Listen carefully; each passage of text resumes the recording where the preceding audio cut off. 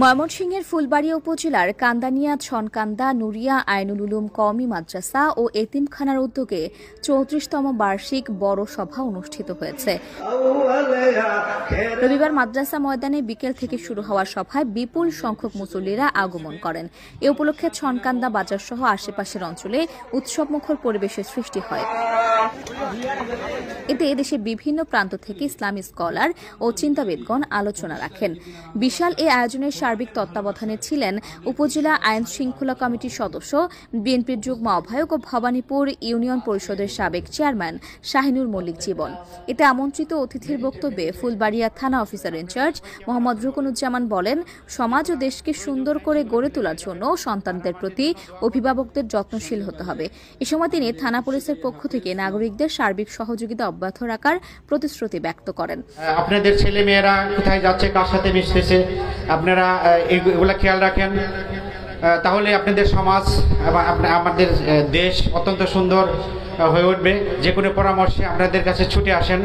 আমরা ইনশাল্লাহ বাংলাদেশ পুলিশ, ফুলবাড়িয়া থানা পুলিশ আপনাদের সাথে আছি। সভার সার্বিক তত্ত্বাবধায়ক শাহিনুর মল্লিক জীবন আয়োজনে সকল পর্যায়ে সহযোগিতাকারীদের ধন্যবাদ জানিয়ে আলেম সমাজ ও মুসল্লিদের প্রতি আন্তরিক কৃতজ্ঞতা প্রকাশ করেন। অনেক ওলামায়ে কেরামরা এসেছেন, তাদের আগমনে আমাদের এই পুণ্যভূমি আমরা অত্যন্ত আনন্দিত হয়েছি, এলাকাবাসী গর্বিত হয়েছে। আপনারা প্রতি বছর যে আইন শৃঙ্খলার যে সুন্দর ব্যবস্থাটা আপনারা সহযোগিতা করেন, কোনো এত হাজার হাজার মানুষ হয় এই কান্দানিয়া গ্রামের ছনকান্দা মাদ্রাসা এবং আশপাশের ২-৪ কিলোমিটার এলাকা অসংখ্য পুরুষের পাশাপাশি পর্দার অন্তরের মা বোনেরা আছেন। ৩৪ বছরে কোনো দুর্ঘটনা হয় নাই, ৩৪ বছরে বড় ধরনের কোনো অকারেন্স হয় নাই।